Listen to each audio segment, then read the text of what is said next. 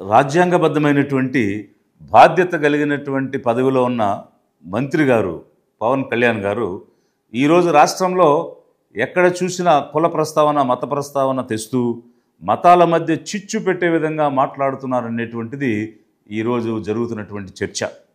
మరి ఒక ఉగ్రవాద దాడిలో జనం చనిపోయినా లేక ఇంకెక్కడ ఏదైనా ఉదంతం జరిగినా ప్రతి చోట తిరుపతి అయినా ఇంకొకటైనా కూడా మతాల ప్రస్తావనే తీసుకుని వస్తూ మతోన్మాదాన్ని మత చిచ్చుని తీసుకుని వచ్చే విధంగా ప్రయత్నం చేయటం ఏమిటనేటువంటిది ఒకవైపు అయితే, పేదలకు అన్యాయం జరుగుతూ ఉంటే తన నియోజకవర్గంలో ఉన్నటువంటి పేదలు అన్యాయానికి గురైతే కనీసంగా పట్టించుకోకుండా నాకు కులం అంటే నచ్చదు, మతం అంటే నచ్చదు, మత ప్రమేయం లేనటువంటి రాజకీయం అని పార్టీ అని చెప్పుకుంటూ ఎస్సీ ఎస్టీలు అని అంటుంటే ఎందుకు ఊరుకుంటారు మీరు, నేను ఊరుకోను అని మాట్లాడి ఏ కులం కూడా వెనకేసుకురాదు. రెడ్డి సామాజిక వర్గం వెనకేసుకురాదు, కాపు సామాజిక వర్గం వెనకేసుకురాదు, కమ్మ సామాజిక వర్గం వెనకేసుకురాదు. ఏ సామాజిక వర్గం కూడా దళితులతో సహా బీసీలతో సహా అన్ని కులాల్లో మనవాడు తప్పు చేస్తే నిలదీయాలి. ఫస్ట్ మనం నిలదీయాలి మనవాడు తప్పు చేస్తే.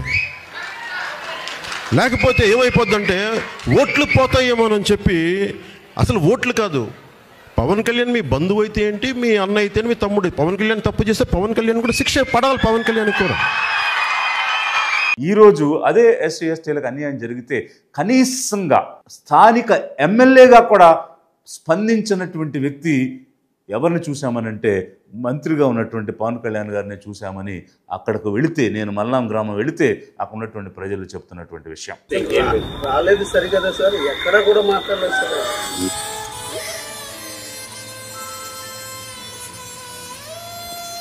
ఇప్పుడు ఒకటి కుటుంబాన్ని ఆదుకోవడం అనేటువంటిది ప్రైమరీ ఇంపార్టెన్స్, అంటే ముఖ్యమైన. మీరు శ్రీకాకుళంలో ఒక కాపు కమ్యూనిటీకి చెందిన వ్యక్తి చనిపోతే వెళ్తారు, కావలిలో ఒక బలిజ కమ్యూనిటీకి చెందిన వ్యక్తి చనిపోతే వెళ్తారు. వెళ్ళండి, మీరు స్వజాతి కోసం నిలబడండి, మేము అభినందిస్తున్నాం, ఆహ్వానిస్తున్నాం. అయితే తన వారికి ఒక రకంగా కాని వారికి ఇంకొక రకంగా ప్రవర్తించడం అనేటువంటిది ఒక రాష్ట్ర మంత్రిగా మీకు చెల్లదు. ఎందుకనంటే రాష్ట్రానికి మంత్రి మీరు, అంతేగాని ఒక జాతికో ఒక మతానికో మంత్రి కాదు మీరు. ప్రతి ఒక్కరిని కూడా సమదృష్టితో చూడాలి, అందులోనూ పేదల పక్షాన నిలబడాలి. ఎందుకంటే పేదలకు అన్ని రకాల అవకాశాలు ఆస్తులు లేవు కాబట్టి వాళ్ళు పేదరికంలో మగ్గిపోతున్నారు. అలాంటి వాళ్ళ వైపు మనం పక్షపాతంగా ఉండాలి, అలాంటి వాళ్ళ వైపు మనం బయాస్గా ఉండాలి. అంతేగాని వాళ్ళకు అన్యాయం జరిగితే కనీసంగా స్పందించకపోవడం ఏమిటి? ఇది లిబరేషన్ కాంగ్రెస్ పార్టీ నుంచి మిమ్మల్ని నిలదీయటమే కాకుండా ప్రజల నుంచి వస్తున్నటువంటి ఆవేదన, ఆక్రందన మీ దృష్టికి తీసుకొని వస్తూ ఉన్నాం. మల్లాంలో ఏం జరిగింది, మీ నియోజకవర్గంలో మీ కింద మీ చుట్టూ ఉన్నటువంటి పరిస్థితులు ఏం జరిగింది ఒక్కసారి చూడండి. రాలేదు సరిగదా సార్, ఎక్కడ కూడా మాట్లాడలేదు సార్.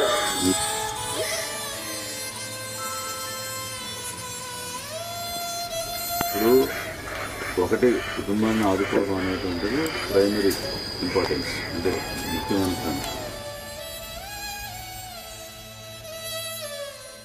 జల్లి బాబు అనేటువంటి ఇంటిలో, ఒక కాపు కమ్యూనిటీకి చెందినటువంటి వ్యక్తులు ఇంటిలో ఎలక్ట్రిసిటీ ప్రాబ్లం వస్తే సురేష్ అనేటువంటి ఒక షెడ్యూల్ కాస్ట్కి సంబంధించినటువంటి వ్యక్తి వెళ్ళి రిపేర్ చేసినటువంటి సందర్భం. మరి ఆ సందర్భంలో ఏం జరిగింది, కరెంట్ షాక్ కొట్టి అతను చనిపోవటం జరిగింది. మరి ఆ విధంగా చనిపోయినటువంటి వ్యక్తి నిరుపేద కుటుంబానికి చెందినటువంటి వాడు. నేను వెళ్ళి చూశాను.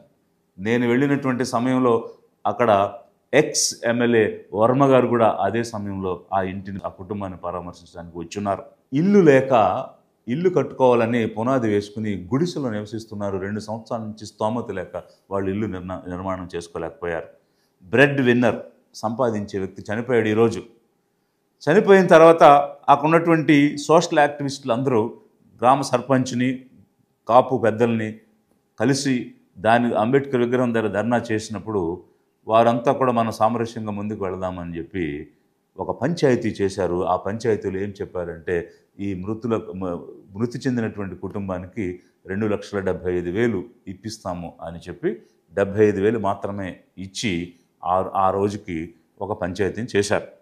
ఆ తర్వాత ఏం జరిగింది, రెండో రోజు ఉదయం ఆదివారం యథావిధిగా అక్కడ ఉన్నటువంటి షెడ్యూల్ కాస్ట్ కమ్యూనిటీకి చెందినటువంటి డిఫరెంట్ కాస్ట్లో ఉన్నటువంటి పీపుల్ అక్కడ ఉన్నటువంటి షాప్స్కి అక్కడికి వెళ్ళి రకరకాల వస్తువులు, కూరగాయలు, మాంసం ఇట్లాంటివి కొనుక్కోవడానికి ప్రయత్నం చేస్తే వారందరూ కూడా నిరాకరించారు. ఎందుకు నిరాకరించారంటే అక్కడ ఉన్నటువంటి కాపు పెద్దలు మిమ్మల్ని వెలేశారు, మీకు ఏమీ ఇవ్వకూడదని చెప్పారు. వాళ్ళు చెప్తున్నటువంటి విషయాలను వీడియోలు తీసి ఎడ్యుకేటెడ్ యూత్ సోషల్ మీడియాలో పెట్టి సాంఘిక బహిష్కరణ జరిగింది మల్లాం గ్రామంలో షెడ్యూల్ కాస్ట్కి అనేటువంటి అంశాన్ని వెలికి తీసుకొచ్చారు. ఏ మీడియా చెప్పలా, ఏ మీడియా పేపర్లో రాయలా. ప్రధాన మీడియాలో అన్నీ కూడా అమ్ముడిపోయినటువంటి పరిస్థితిలో వారికి స్వార్థంతో వ్యాపారం చేసుకునే దృక్పథంలోనే ఉన్నారు తప్ప సాంఘిక సమస్యలు కానీ పేదల సమస్యలు కానీ ఈ మీడియా బయటకు తీసుకొచ్చేటువంటి పరిస్థితులు లేదు. అందుకే సోషల్ మీడియా వాడుకుని వారు బయటకు తెచ్చారు. ఆ మల్లాం గ్రామంలో 3,000 మంది కాపులు ఉన్నారు, 1,500 మంది షెడ్యూల్ కాస్ట్ కమ్యూనిటీ వాళ్ళు ఉన్నారు. వాళ్ళు వీళ్ళని బహిష్కరణ చేశారు. మరి స్థానిక శాసనసభ్యునిగా మీ బాధ్యత ఏమిటి? స్థానిక శాసనసభ్యునిగా ఆ ఆఫీసర్స్కి ట్రాన్స్ఫర్లు చేయడానికి రికమెండేషన్ లెటర్లు ఇవ్వడము, లేకపోతే నాకు ప్రమేయం లేకుండా ఇక్కడ ఇసుక లారీ వెళ్ళకూడదు, లేకపోతే ఒక కాంట్రాక్ట్ రాకూడదు అని చెప్పడమా? లేకపోతే ప్రజల సమస్యలు పరిష్కరించడం కోసం ప్రజాప్రతినిధిగా మీరు ఎన్నికయ్యారా? ఈరోజు రాష్ట్రంలో ఏం జరుగుతుందంటే ప్రజాప్రతినిధులుగా ఎన్నికైనటువంటి ఎమ్మెల్యేలు ఆ ప్రతినిధులుగా చట్టసభలోకి వెళ్ళి అసెంబ్లీలో చట్టాల గురించి మాట్లాడి కార్యనిర్వాహక వర్గం ఎగ్జిక్యూటివ్ మినిస్ట్రీ ఏ విధంగా పనిచేస్తుంది, వారు పనితీరు ఎలా ఉందని రివ్యూ చేయటం మానేసి ఉద్యోగుల రికమెండేషన్ లెటర్స్, ఇసుక లారీల గురించి, మైనింగ్ గురించి వెళుతున్నారు. అది అసలు వాళ్ళ ఉద్యోగమే కాదు, వాళ్ళ డ్యూటీనే కాదు. మరి మీ నియోజకవర్గంలో చనిపోయిన వ్యక్తి ఒక జనసేన క్రియాశీలక సభ్యుడు. ఎన్రోల్మెంట్ కూడా చేస్తున్నారు, సభ్యత్వానికి సంబంధించినటువంటి ఎన్రోల్మెంట్ ఉంది, ఒక ఐడెంటిటీ కార్డు ఉంది. పార్టీ వర్కర్, జనసేనకు సంబంధించినటువంటి వ్యక్తి చనిపోయాడు, ఎలాంటి స్పందన లేదు. కార్యకర్తల కోసం వెన్నుదన్నుగా నిలబడే జనసేన పార్టీ ఇదా? జనసేన అధ్యక్షుడు మీరా? ఇది ప్రజల తరపున లిబరేషన్ కాంగ్రెస్ పార్టీ నుంచి నేను అడుగుతున్నాను, ప్రశ్నిస్తున్నాను. ఎందుకు మీరు కావలి వెళ్ళారు, అక్కడ పరామర్శించారు, ఆహ్వానిస్తున్నాం, అభినందిస్తున్నాం. 50 లక్షలు ప్రకటించారు ఆ కుటుంబానికి. పెద్ద ఎర్నింగ్ మెంబరు చనిపోయాడు కుటుంబంలో, మధుసూదన్ గారి కుటుంబంలో. సో మనందరి తరపున, మీ అందరి తరపున, పార్టీ తరపు నుంచి ఆయనకి ఒక 50 లక్షల రూపాయలు ఆయన కుటుంబానికి అందజేస్తున్నారు. కమ్యూనిటీ కోసం నిలబడ్డారు, ఒప్పుకున్నాం. కానీ పేదల కోసం కూడా నిలబడాలి కదా. నేను లిబరేషన్ కాంగ్రెస్ పార్టీ నుంచి గతంలో ఒక రిక్వెస్ట్ చేశాను మీకు. ఏమంటే మీకోసం పనిచేసిన జాతి కోసం మీరు నిలబడరా? మీరు నిలబడాలి. మీకు అసెంబ్లీలో, పార్లమెంట్లో అత్యధిక స్థానాలు 164 ఎమ్మెల్యేలు ఉన్నారు, ఎంపీలు ఉన్నారు, మీ తరపున గవర్నమెంట్ నిలబడుతుంది.